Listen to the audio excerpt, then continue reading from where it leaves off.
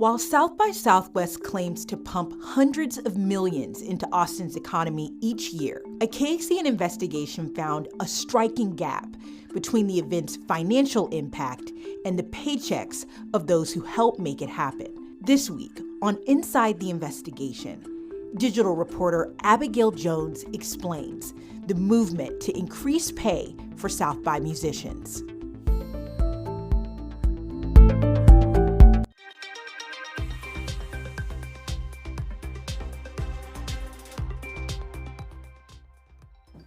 Welcome to Inside the Investigation. This week, we have digital reporter Abigail Jones discussing her investigation into South by Southwest.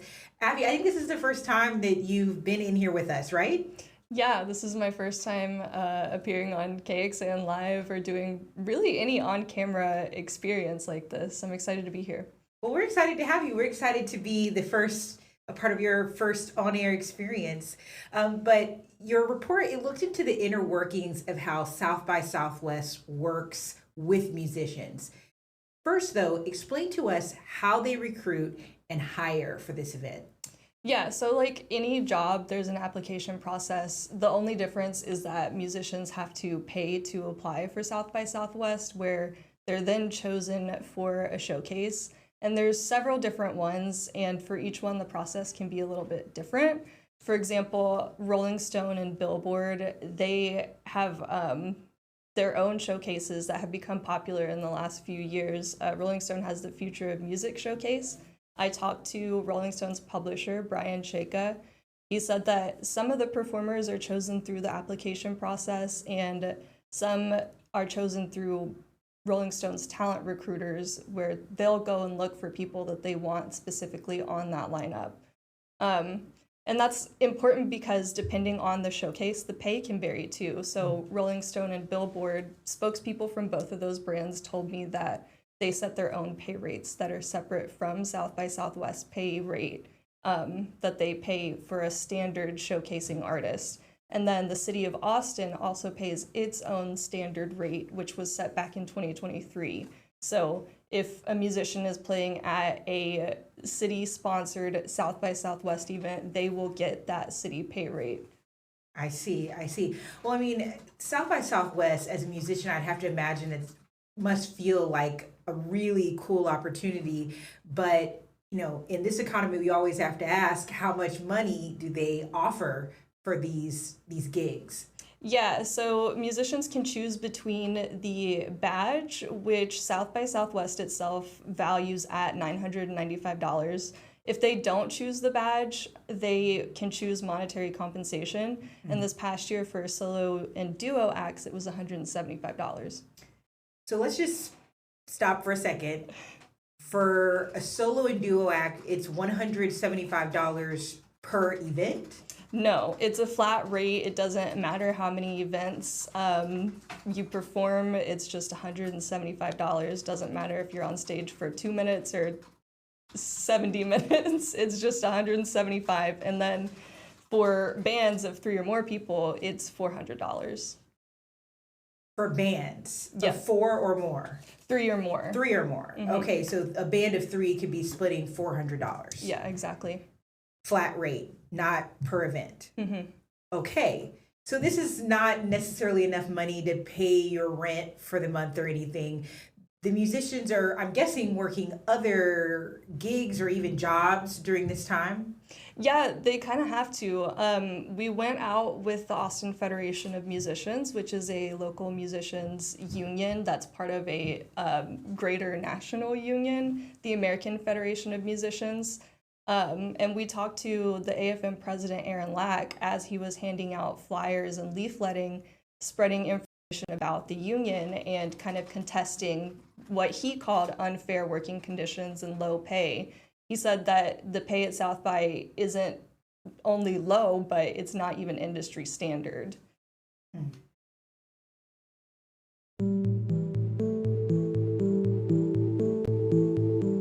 Are you a musician? Anyone? We're out here leafleting at South by Southwest here to let musicians know that they have a union and kind of to let them know that the conditions of the festival are not the industry standard at all here. We're just passing out flyers, information about South by and how it's actually harmful to working musicians and what to do about that. And the pay is just still really outrageously low. Even after a few increases of the last few years, they've really only been concessionary. And they're still not paid a living wage or even a human wage. South by depends on musicians. So we're out here letting people know what they can do about it, which is join their union. I also talked to Curtis McMurtry and Diana Burgess. They're a musical duo in Austin, and they've been doing South by Southwest for over a decade. They're also part of the AFM. They are native Austinites, and this year they played 6 shows in 6 days at South by. And they had to take gigs that weren't official South by showcases so that they could get paid, because for them, they chose the badges so that they could offer that incentive to other bandmates that played with them for their one official showcase. Curtis said that it's more worth it for some of those bandmates to be able to take the badge and a little bit of pay that Curtis will go out of pocket to pay each of those band members for, because he says that, you know, he believes everyone should get paid for their work and their performances. But now, given the choice, I've found that it's easier for me to get other musicians to play with us for the showcase if I take the wristband option, and then I go out of pocket to then pay those musicians as well. So I lose overall, but if I just say, hey, can I give you this little bit of money and nothing else, then it's harder to get other musicians involved. That's interesting. So he's paying his bandmates himself just to get them to participate in the gig. What can be done or is already being done to rectify this unhappiness over the pay that South by is offering? Yeah, so there's been a little bit of movement over the last couple years. A few years ago in 2023, there were several headlines, big conversations that gained a lot of attention about musician pay and how low it is at South by Southwest, and that's when the Fair Pay at South by campaign started. I see. Okay, so who's behind that effort? The local Austin Federation of Musicians, as well as a national union, UMA, or United Musicians and Allied Workers. They're the ones that started that Fair Pay campaign. And is this movement just about raising the pay? Are there other issues that they're also concerned about that's in the mix? Yeah, so first of all, I want to note that South by Southwest has implemented a couple of pay increases over the last couple years. In 2023, after that Fair Pay campaign launched, South by Southwest announced that it would increase pay for bands from $250 to $350 for the next year's festival. And then in 2024, it again announced that bands' pay rates would go from $350 to $400. And for the solo and duo acts, that first pay increase was from $100 to $150, and then that second one was from $150 to $175. But the issue boils down to more than just a pay increase. This event impacts the industry for the rest of the year. A lot of musicians I spoke with said that it kind of sets a standard for how much they're paid for other events throughout the year because South by Southwest is such a legacy event. And there's not really an open line of communication between South by Southwest leadership and musicians either, other than the application process. And the unions are wanting to get to a place where they are communicating with South by leadership so that they can negotiate their pay and work structure through South by. So that's interesting. So the musicians are saying the way South by treats us this one time of year, the way they set the pay, other venues are paying attention to that and paying similarly. Well, what does South by, the leaders at South by Southwest, say about this? Yeah, so at the beginning of April, just a couple weeks after South by Southwest ended, I went up to South by headquarters and I sat down with the then president, Hugh Forrest, and I wanted to ask him about the increases in pay over the last couple years and bring up those concerns from musicians and musicians unions and ask what more is being done. And I asked him why those unions feel like South by isn't cooperating with them. He said that negotiating with the unions isn't necessarily off the table, but it's not within their business model right now. However, he also believes that part of the compensation is exposure, and part of the payoff in his mind is record labels, industry executives, contacts being at South by Southwest showcases that may see these bands that are up and coming and then in turn allow those bands more opportunities in the future after South by.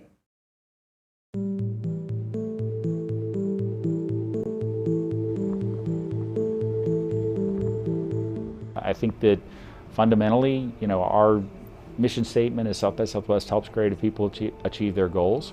We want to, long-term, be able to get more compensation for these artists that are the lifeblood of South by Southwest. We maybe can't get there as quickly as they would like us to get there, but we will get there eventually.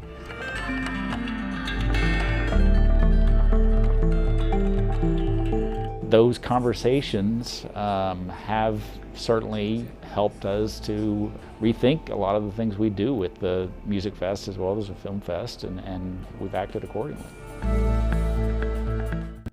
And that's an interesting point that he's raising. There's not many places that you can play where there'll be music executives walking around looking for talent. But have you met, in your reporting and in your time living in Austin, have you met or heard of musicians who felt that the exposure was worth it? So the short answer is no, but Curtis and Diana, who we heard from earlier, said that they can understand the calculation at times because there are so many more people and potential fans and stuff that are out. So it may be, you get a little bit more merch sales, you get new fans, and there's a certain prestige to playing South by Southwest and being one of those official artists for the festival. And you can leverage that to get other events in the future, other gigs. But that hasn't necessarily been tangible for them, they told me. Another person I talked to is Stephanie Bergara. She's the lead singer of a Selena cover band, Bitty Bitty Banda. I love that. She is also a lifelong Austinite. She's a huge fan of South by Southwest. She's been attending it for 17, 18 years. She said the festival is as old as she is. So she's watched it kind of grow and come to fruition. And she said that she's had dreams come true at South by almost every year, but still the offers that she's received to play at the festival haven't been worth it for her. So yeah, some of these offers that have come in, they're like, do you want to play XYZ corporate activation? It's on Rainy Street. There's no money, but we'll give you food and drinks all day. And I'm like, I have to pay these guys. I have to pay for parking. I have to source the sound system, which in Austin right now, there are a few things harder than securing a sound system in Austin right now. So unless you own it, and then that was an additional investment. So for the most part, it just kind of has not seemed like it was worth it for me to do some of these. And that was like being as big as I possibly can. Like, I don't want to call anybody out because I don't want to get in trouble with whoever later. And remember how I said the city of Austin, Billboard, Rolling Stone, etc., they set their own rates for those showcases. Well, Bergara used to work for the city for about 10 years. She helped establish that standard pay rate for the city of Austin and musicians who play city events, which is higher than South by Southwest pay rate. Interesting. Well, okay, out of curiosity, what is their rate? So it varies a little bit based on how many people are in the band. It's $200 per musician per hour for groups of up to 6 people, and then $150 per musician for groups between 7 and 10 people, and then it's a total of $1,500 for groups of 10 or more. Interesting. So if the city, which isn't a for-profit business, can pay these musicians more, what is holding South by Southwest back from significantly raising their rates? So we never got a clear answer on that, but I will say that South by Southwest musicians are not treated as employees of South by. They are treated as contractors or freelancers, if you will. So South by Southwest doesn't necessarily have to uphold or meet a certain hourly wage. They can kind of just set a flat rate and musicians can take it or leave it. And you heard Hugh Forrest say earlier that they're working on bringing that up over time, but we know now that he no longer works with South by Southwest. That happened after a leadership change-up just a few weeks ago, about a month after South by Southwest ended. There was a lot of changeover in leaders. The person who's taking over as the main director of South by, she comes from Penske Media Corporation, which is South by's now parent company. They stepped in a few years ago after COVID to help provide a financial lifeline for the festival, and now they're the main owner and operator. And once we heard about that leadership change, I reached back out to share what Hugh Forrest said about trying to raise pay rates.